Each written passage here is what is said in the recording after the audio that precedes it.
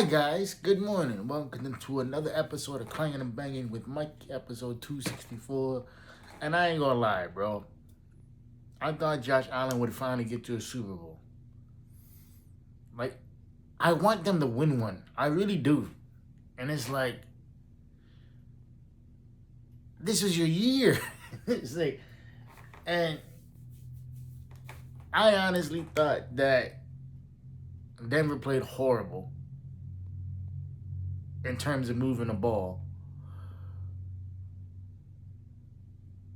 And I thought the Buffalo just fucking gave up. You know, those two turnovers, with the one right before the half and the one right after the half, just killed them. And then that last turnover, where I've never seen that happen, where like the receiver catches the ball, loses it, you know, is holding onto the ball, and then he hits the ground, and then the defender is on top of him, and the defender is grabbing the ball out of his hand. I've never seen that, you know. But yeah, yesterday, man, was fuck the bro. And then on top of that too, now you got reports saying that Bo Nix is, he fractured his ankle, so he's out for the season. And like, the second string quarterback hasn't played a snap since 2013.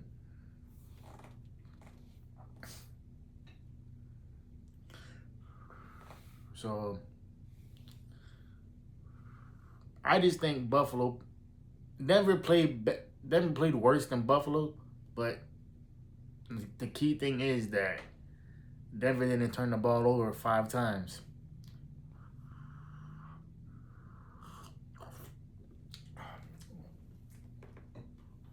Like Josh Allen fumbling the ball right before half, then throwing that interception, and then that other fumble that he had right after the half. Man, it was like if this was a movie, you couldn't script that shit, you know. But yeah, man, I was obviously my podcast is morphs in between bodybuilding and relationships and all that stuff, right? So I had a couple of people ask me about X, Y, and Z, and I'm like, well, it's like, no, I don't believe in being friends with somebody that you was romantically interested in or romantically linked to. You can be cordial with them, you can be friendly with them, but you're never ever gonna go back to being friends. I don't see the point in ever being a friend to an ex, you know. And a lot of people ask me why, and I'm like, well, put it this way: it's like, I think it's weird that somebody that you were romantically linked to wants to keep you around as a friend. And let me move the camera a little bit closer. I'm gonna say it again. I think it's weird when somebody who was romantically linked to you wants to be a friend. Like, why? Why do you feel the need to put up with X, Y, and Z? I've had women tell me, like, oh, would you ever tell me if you was dating somebody else? And this is after we broken up. And I'm like, why would I tell you that? You know? I was like, and I would tell them, unless we're talking every day trying to rebuild a relationship and this shit is stagnant, then if I meet somebody else, then yeah, I would tell you, because we're in communication every day. If we're not in communication, that's option A. Option B is if we're not in communication at all, whether it's me not responding to your text messages or phone calls or vice versa, I'm not gonna tell you shit, because obviously you don't want to be a part of my life. So, and again, it doesn't matter if it's, they're not returning your phone calls or you're not returning their phone calls. It's like, everybody in this day and age has their phone in them 24/7. So it is what it is, man. I think a lot of people don't understand that, because they think, oh, because you have access to somebody doesn't mean 24/7 you can do whatever. No, you can't. And that's a boundary for me, because the way I look at it is, okay, like, that's fine. Like, you can be whatever you want to be, do whatever you want to do, but you don't have access to me. Doesn't mean I'm not gonna be friendly. Doesn't mean I'm not gonna be cordial, but we're not gonna be friends. That's just a boundary for me. You know, I don't see the point in going back and pretending to be friends with somebody that you was, again, romantically linked to. You know, that you shared intimate moments with. You know, and it's different if you're hooking up with somebody. You know, if it's a casual fling or whatever it is. It's another thing when you're putting labels on this shit. When you're, you know, calling each other boyfriend and girlfriend or significant other, you know, or you're texting and calling and you're talking about intimate conversations and you're having intimate moments. You know, not just sexually, but just, you know, intimate in general. Like intimacy doesn't have to deal with sex. Sex is the physical byproduct of intimacy. Intimacy is sharing what scares you or like your deepest, darkest secret, you know, or the shit that, you know, that you're afraid to do or whatever it is. It's like you're confiding in that person intimately, you know, for that. And I think that's important, man. A lot of people think that sex is a part of intimacy, and sex is not.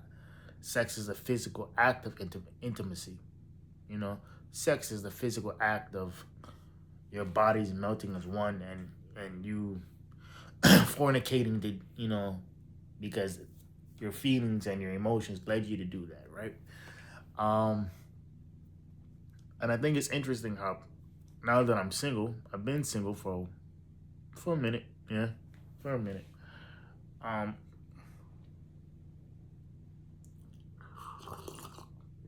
and it's interesting to me how people will come to me and they're in relationships and they're asking me for advice, and I'm like, I don't know what to tell you, you know, because I don't, you know. So I sit down and I listen, you know, and I just listen and I tell people, okay, like, do you want my opinion or do you just want to continue to vent? Because if you can, you know, if you just want to vent, we can do that. But if you want solutions, let me know.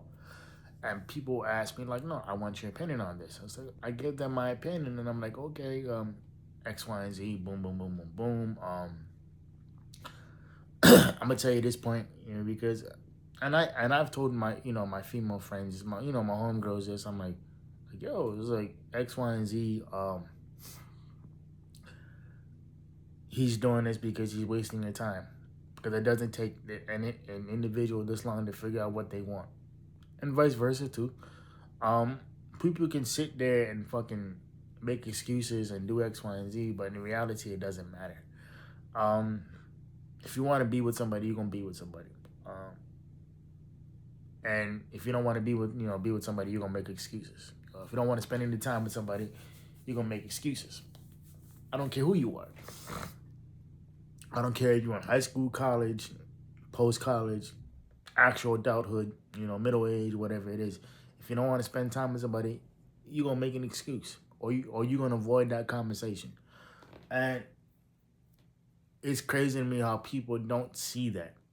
You know, it's crazy to me how people don't want to recognize that. And I'm like, you should recognize that. You should see that because it's happening. You just don't want to deal with the reality of it. I was talking to a good friend of mine. They was telling me about their situation. And I said, well, number one, if you've been with this person for X amount of years and you're always the one bringing up wanting to move in together and wanting to do X, Y, and Z, and nothing's being done, what's that tell you? You know, I was like, and they were like, what? I was like, think about it. It's like, if you're the one constantly bringing up the conversation, like if you're the one constantly having to spearhead this conversation, what's that tell you? You know, I'm not the smartest guy in the room, but you're not gonna sit there and tell me that like, you know, what I'm feeling and what I'm seeing isn't a coincidence. And I'd be telling people straight up, it's like, yo, it's like, I gave them an example of a guy I used to know, a guy I went to high school and college. I mean, guy I went to high school with. When we graduated college, he moved in with his sister, and he was only supposed to be there for like 2 or 3 months tops. And he ended up staying there for like years. And it got to the point where she got married, and she had to kick him out, her apartment, because legally it was her apartment. There's a 2-bedroom apartment in San Diego. And he was saying, yeah, I was paying rent, this and this, and I was helping on the bills. I'm like, bro, but it's not your apartment. And I said, number one, man, and like, she has every right to kick you out because you only supposed to be there for a couple months. You were there for like 3 years, bro. So that tells me that you weren't even looking for an apartment after a while. That tells me that you were just taking advantage of the situation, and she got tired of it. You know? and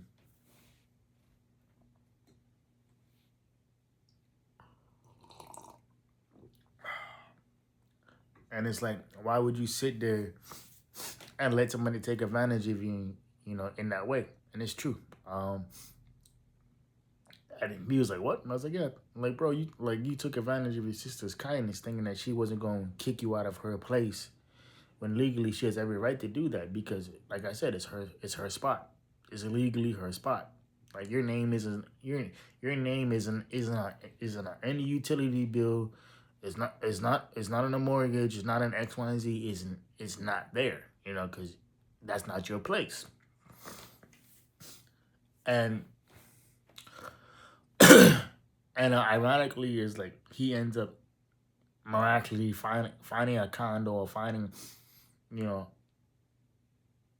he said it was an actual house, but it wasn't a house. It was a condo. Because I'm like, bro, I was telling some of my dudes who I grew up with, I'm like, there's no way that a 22-year-old that's, at that time, I think it was houses in California, and they're going for like $600,000 in San Diego. So it was like, there's no way in hell that,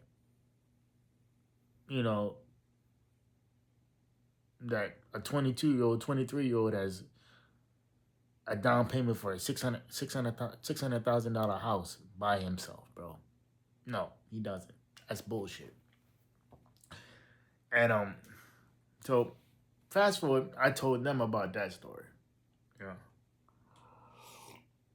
And the same person, ends up getting married years later, like 7, 8 years later.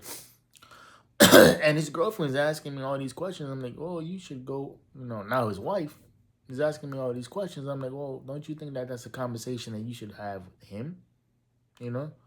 Like, stop asking, me for advice when I'm not the one in the relationship with you, because I'm not. And that's what I told my homegirl too. And I'm like, yeah, it's like it doesn't take somebody that long to figure out what they want. Especially when it comes to relationships. It's either they want it or, they don't. And I told her point blank, he probably doesn't know. He probably doesn't know how to tell you he doesn't want it. He's just doing the bare minimum because he knows that you're not gonna leave. And I've had people who are engaged ask me questions too, and I'm like, oh, just pay attention to what's going on. Like, stop looking at the situation for what you want it to be and start looking at it for what it is. It's like, stop thinking that just because X, Y, and Z happened means that it's gonna, that this is gonna happen. Because a lot of the times it's like, I think if people would just stop and just think, they would know that, okay, this relationship isn't where I want it to go. This relationship, isn't something that I want to continue. It's like, what?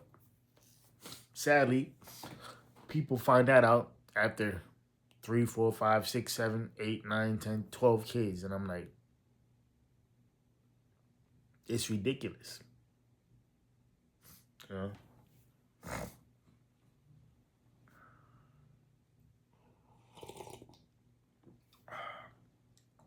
And it's sad because it's like, you end up putting your life on hold.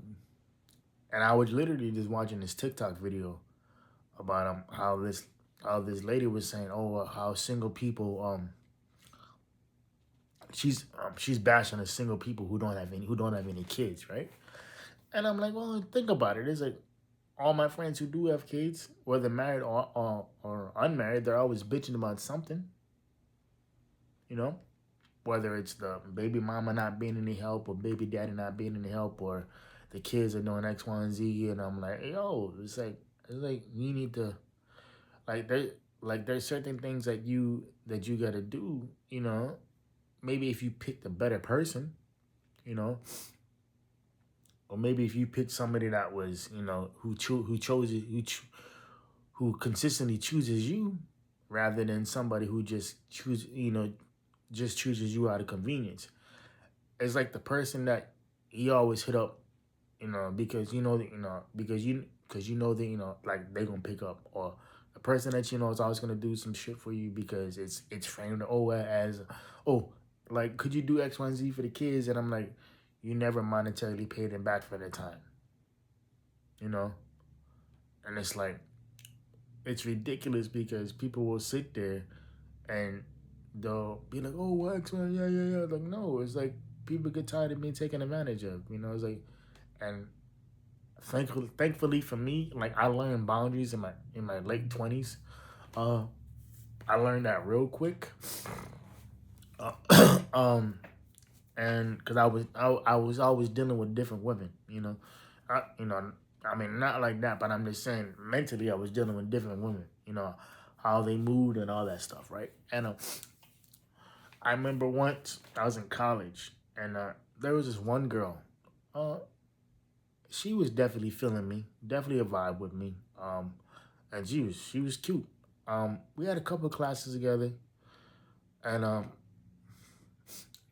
then so one day I was like, hey, a couple of us are going to the movies, whatever. Boom, boom, boom, boom, boom. Do you want to come? And then she was okay, cool. So so I gave her the date and the time that we were coming, and like an hour before, this is like a couple of days in advance. Like an hour before we supposed to all meet up. Um, she goes, oh well, I can't go because like my sister dumped her kids on me, yada yada yada. And this was the same sister that would always dump her kids on her with no notice, and like she would always complain about it. And I was like, okay, that's strange. Like, I'm like, what? Is she paying you? Is she? Are you a paid babysitter? Because if she's paying you, I can understand that. But if she just dumping the kids on you, and like it's you know nobody's business, then you need to speak up for yourself, because that's fucked up, because you're not the one that has to take care of these two kids, because they're not your fucking kids, you know. And it happened like 3 or 4 times, mind you. Like, the movie thing that we were like that was just one instance, and but and like I kind of just chalked it up to bad timing, you know. But then the same thing, like she would text me, she would call me, like, be like, oh yeah, X, Y, and Z,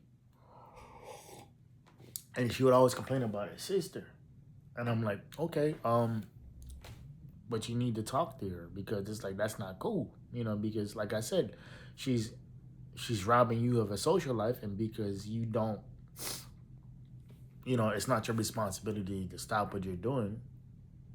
Number one, you're not getting paid for that, and number two, those aren't your kids.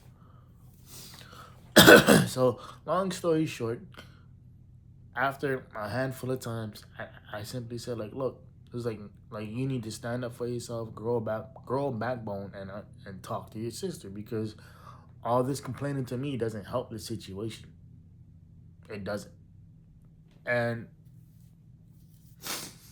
long story short, she called me 36 times in 2 hours. And when she wasn't calling me, she was texting me, telling me to pick up a phone and do X, Y, and Z. And when I finally picked up the phone, she was half yelling at me, half crying at me. I've never experienced anything like that. And I simply told her, like, look, I'm sorry for how you feel, but, like, you spent all this time complaining about this person, and you've never, ever addressed the issue to her, but yet you're mad at somebody else because you kept addressing an issue that didn't involve them to them. And when they kept telling you, once you go talk to the problem, you didn't want to do that. I was 19 when that shit happened. I try to learn from every situation that I'm in that I'm in, and what's crazy to me is that I'm 37, about to be 38 this year, and old that kid, yo, it was like you got to deal with a lot of single parents, you know, and you got to deal with a lot of people that have baggage and all that stuff, right? And the only way that you don't, that you don't date somebody who has a kid is like if you date younger, you know, and the possibility, probability of me finding somebody who's 35 or younger with no kids is not gonna happen, highly unlikely, right? Or like there are some 30 some odd year old people that don't have any kids, but it's like you look at their decision making, you're like, yeah, you a pretty face, but that's it.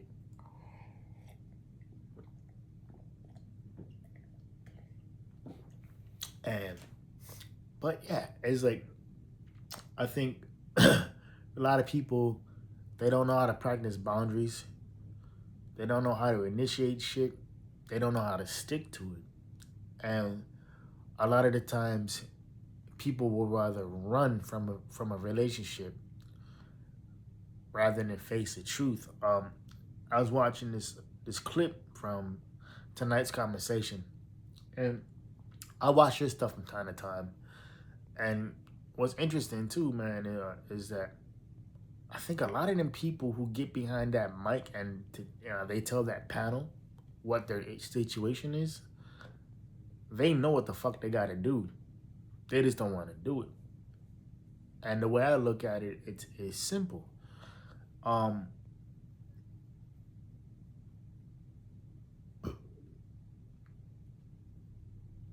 choose people who choose you. Stop making excuses. Stop being delusional in a situation that doesn't benefit you. There was this one lady. She got on the panel and she was talking about her husband, and she was saying like, "Oh, how can I address my husband calling me my wife, outside the house, essentially?" And everybody's like, "What?" And he was like, "Yeah, like he doesn't address me as his wife to other people, whatever it is, yada yada yada." And he doesn't wear his wedding ring to work because, like, I guess she said that he's an electrician, and like he says he doesn't want to get shocked the whole night, which is all bullshit. Because electricians don't work with live wires; they kill the switches. So yeah, there's that. And then on top of that too, she said that he's been cheating on her since day one. Mind you, 20 years in. And she keeps saying that she talks to God and the whole nine too. And I'm like, no, you don't.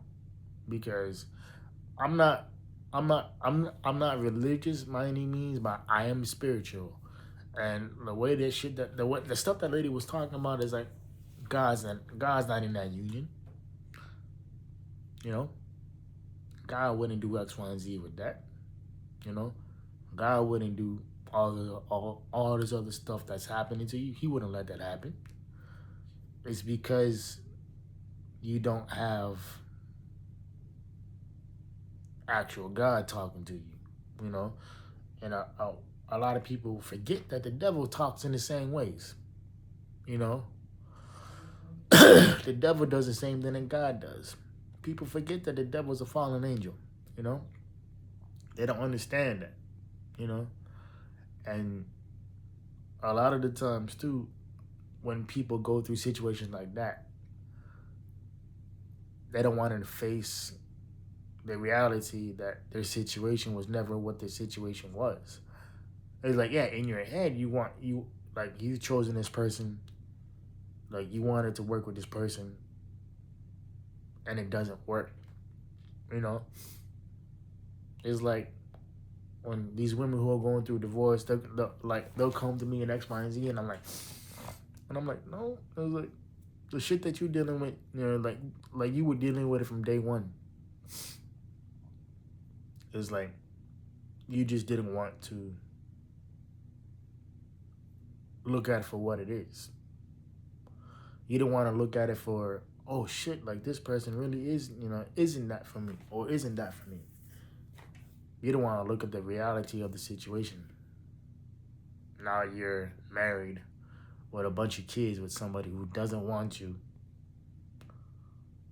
who wants to make your life hell, who wants to do X, Y, and Z, and it's like, for what? It's like, because that's not God in that union. That's the devil. You know what I mean? It's like nobody sabotages something that they want repeatedly, and then doesn't want to let it go. And watching that clip, what I found out was that a lot of people sit there and try to make something work, and you're realizing that you're the only one working at it. Yeah. And it was like one of my homegirls was telling me about her situation, like, telling me about, about her man and all this stuff. And I said, well, if you want to do X, Y, and Z, like if all the stuff that you want to do, he doesn't want to do, then maybe you should go off and find somebody else who wants the same things you want. Maybe you should go off and find somebody else who actually wants to do all this couple shit that you want to do, and understand that it's like, it's like, if that's what you want to do, then that's fine. But please stop thinking that you can bring another version of the person that you want out. Stop thinking that you can make this other person be somebody or something that they're not, men and women included.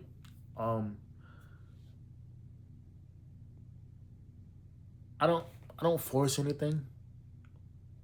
I don't over explain myself. I remember once, this girl, I got a phone number. I knew her, and we happened to be in the grocery store together, and so I had seen her, so I was talking to her, and then when I left, I came back inside and I bought something else. And when I was walking out, I was like, hey, so-and-so. She's like, hey, she's like, what you still doing? I had to go pick up a few things, but I came over to ask you a question. She's like, yeah, what's up? I was like, I was wondering if I could get your phone number. And she looked at me. She was kind of hesitant at first, and she and then she gave me the number, and then me and her were talking, and then like the conversation, kind of trailed off. And like 2 weeks, 2 weeks goes by, and so I sent her a message, whatever it was. I think I asked her also, what's your zodiac sign? And then she told me, well, I'm a Virgo. I'm like, okay, cool. We may not be compatible. And I said, what's your availability like? And she hits me back and she says, oh, I'm sorry. You seem nice, but I'm not interested. Okay, cool. Very next day, get a text message from her, randomly. She's explaining to me how she apologized for if that came across rude or whatever it was. I looked at the text message and I'm like, you don't need to explain what your feelings were to me. It's cool. It's like I'm an emotionally intelligent dude. Like, I know when somebody's not interested in me. It's cool. It's fine.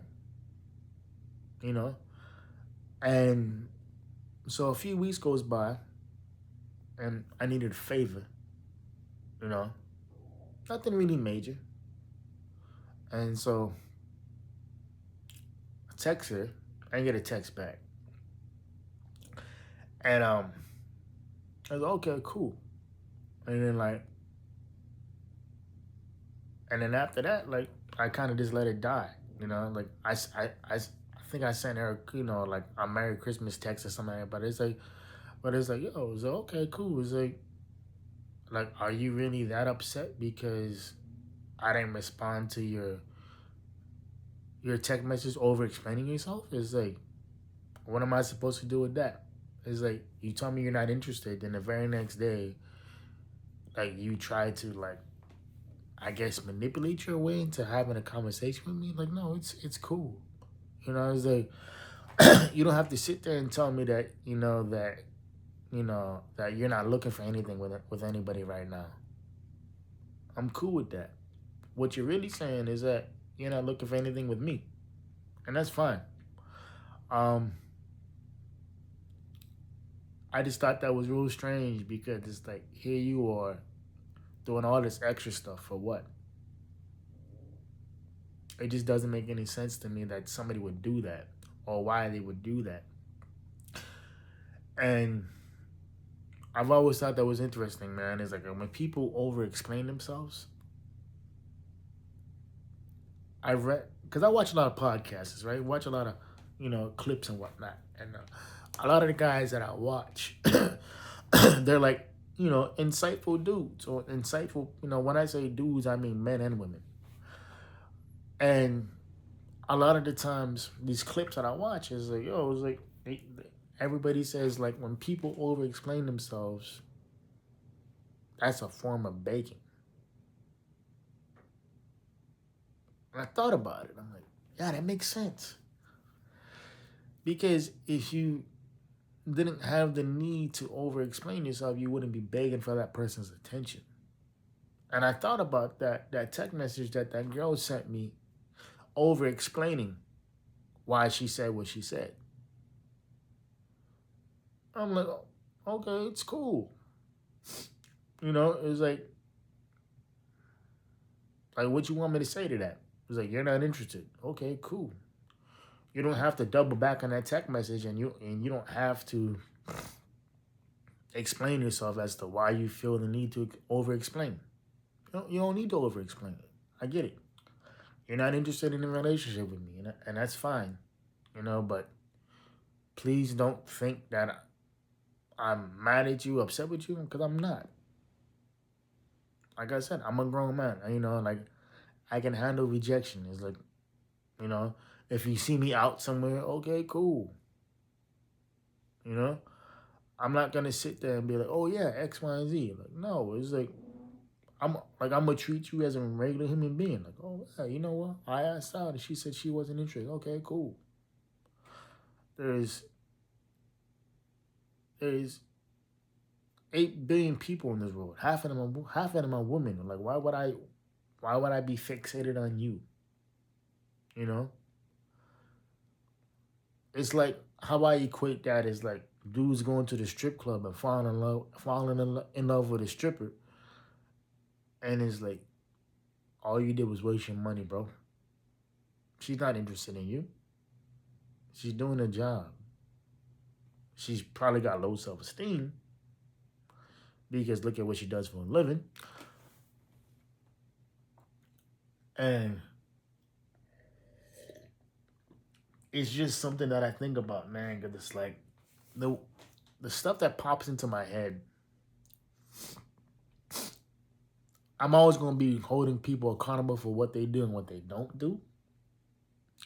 I'm never gonna throw it in their face. I'm never gonna sit there and be like, "Oh yeah, X, Y, and Z, yada yada yada." It's like no, like it's okay, it's cool. Um, I don't feel the need to get angry with you or to get upset with you. It's like yo, like that's your position that you're taking. It's like when people come to me and talk about their relationships and they talk about ending like a decade long relationship, and I'm like, oh okay, like, and they tell me why, and I'm like, well, it's like if you gotta beg somebody for a commitment, then why are you there? Like if you know after 4 or 5 years in that you want to do X, Y, and Z, and you're waiting past year 10 for that commitment, you were never gonna get it. And it's sad that people don't realize that, man. It's sad that they don't think about that. But it's not my situation, man. It's like, I'm not a shepherd, I'm a sheep. I was like, and when I say sheep, I mean like I'm never better than anybody else. I'm never gonna be the smartest person in the room. I don't want to be the smartest person in the room because if I'm the smartest person in the room, I need to get out of that room. I just think that if people would stop and use their logic instead of leading with their emotions, imagine how far they would get. Because when you lead with your emotions, you lose every single time. When you lead with your emotions, you lack the ability to control the situation because you can't even control yourself. And I think a lot of people sit there and be like, well, what you mean? I'm like, think about it. Anybody who leads with their emotions, something catastrophically bad always happens. You know? And when you don't have the emotional awareness to understand what you're doing and understanding what your situation is, then you end up just in a situation where you're like, oh shit. And by the time you figure that out, it's too late. You know, it's not something that you can just apologize for or whatever it is, because when you hurt somebody like that, you don't get to say, oh, I'm sorry just because. When you're leading with your emotions, you always lose. So try to think logically, and not everything needs a response. And sometimes that response is a baiting too. And that's another topic for another episode. But a lot of the times too, when people hit you with certain phrases like, "Oh, well, the response, the no responses speak volumes." It's not your job to stop them from spiraling. It's not. It's not your job to make them feel better. Let them spiral. Let them implode. Let them use their emotions rather than using their logic, and see where that gets them. It's not your job to save everybody, dog. You got to save yourself. Ain't nobody coming to save you, bro. So, whatever situation you in, take note of that and realize, okay, like, is this really worth my time and my energy? And if it's not, then leave it alone. Like, stop giving energy to a DOA situation. You know, let that shit die. All right, y'all. This is about 37 minutes that y'all won't get back. Hopefully, I'll keep in the 4 Ps. Proper play, positive pushing. I'll see y'all next week, Sunday. I love y'all. And like I say, I know I got my alma mater on tomorrow, but my Canes play tomorrow for the national championship. So go Canes. All right, y'all. Have a good Sunday. Peace. And like I always say, know your worth because you're better than what you are, man. All right, y'all. Later.